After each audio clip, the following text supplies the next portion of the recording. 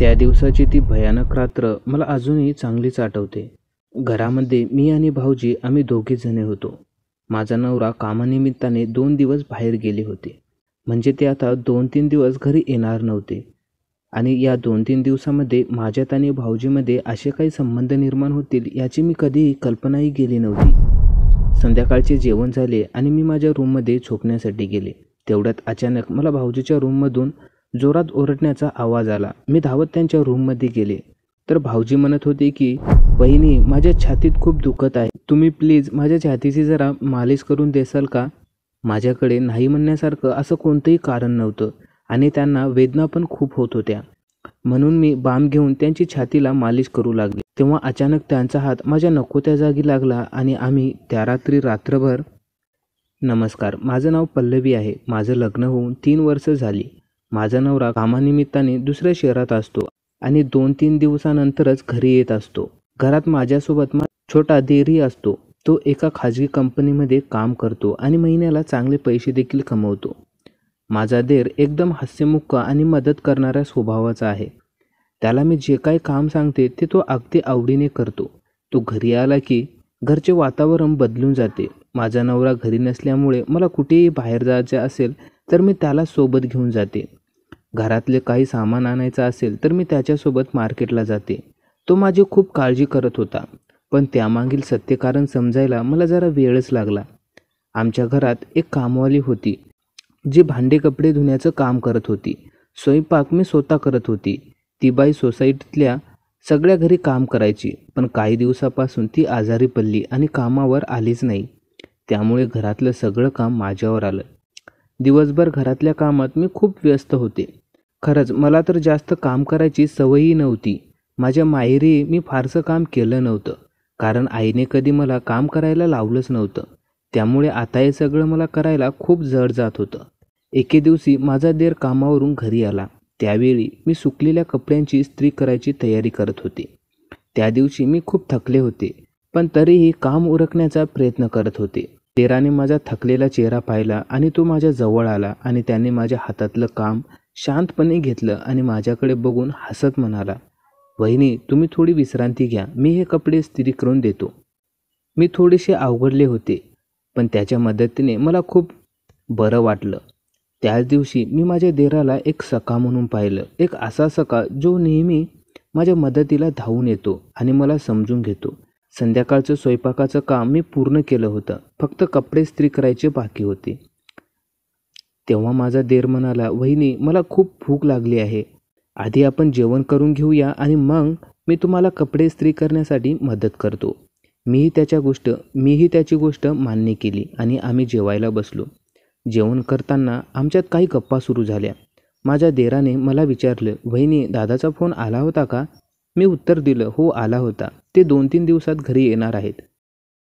हे ऐकून अचानक त्यांच्या चेहऱ्यावर निराशा पसरली आणि मी विचारलं, "काय झालं? तुम्ही असे गप्प का झालात?" त्याने नकारार्थी मान हलवली आणि म्हणाला, "काही नाही, असं सहज विचारलं होतं." जेवण झाल्यावर मी सगळं आवरलं आणि कपडे इस्त्री करण्यासाठी तयार झाले. तेव्हा माझा देर म्हणाला, "वहिनी, तुम्ही नका करू, मी करतो इस्त्री."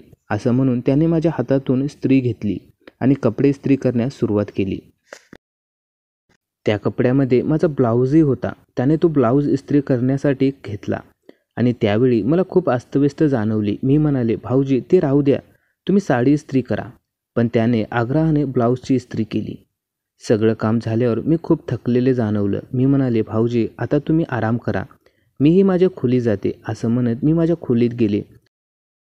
तेवढ्यात अचानक माझ्या देराचा जोरात ओरडण्याचा आवाज आला. मी धावत त्यांच्या खोलीत गेले.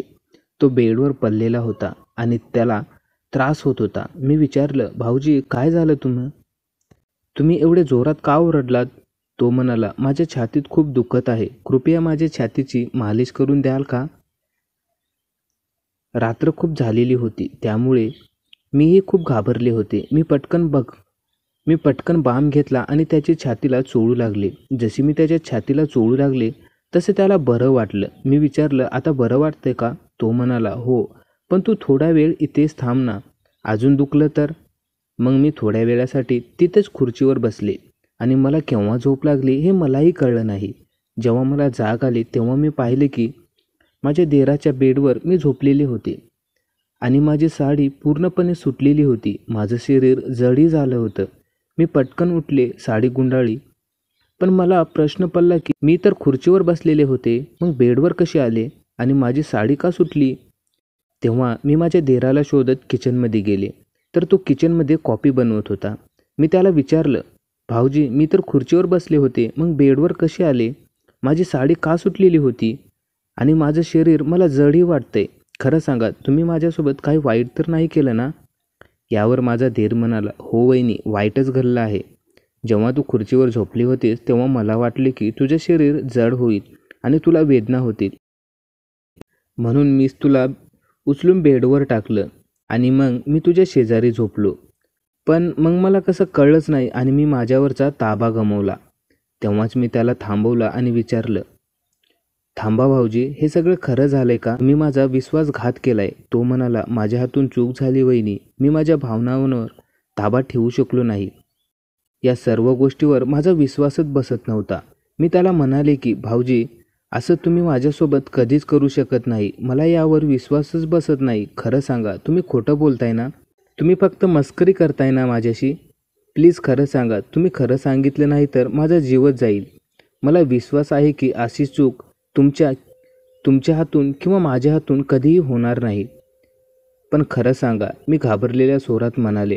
तेव्हा माझी अवस्था पाहून माझा देर हसू लागला आणि म्हणाला, वहिनी तू जरा वेडी आहेस का? असं काहीही झालं नाही. मी फक्त तुझी मस्करी करत होतो. मला बघायचं होतं की तुझा माझ्यावर विश्वास आहे की नाही. आपल्या दोघांमध्ये असं काहीही घडलं नाही. जेव्हा तू खुर्चीवर झोपली होतीस तेव्हा मीच तुला उचलून बेडवर ठेवलं. पण मी त्या रूममध्ये झोपलो नाही. मी माझ्या रूममध्ये जाऊन झोपलो होतो.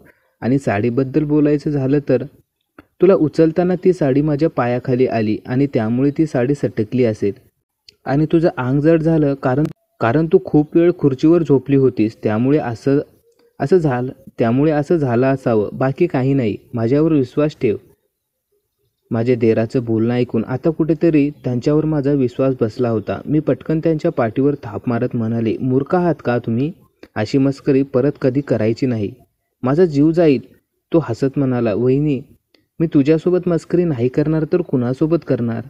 तर मित्रांनो, ही होती आजची कथा. तुम्हाला कशी वाटली कमेंट करून नक्की सांगा आणि अशाच कथा पाहण्यासाठी आपल्या चॅनलला पण नक्की सबस्क्राईब करा.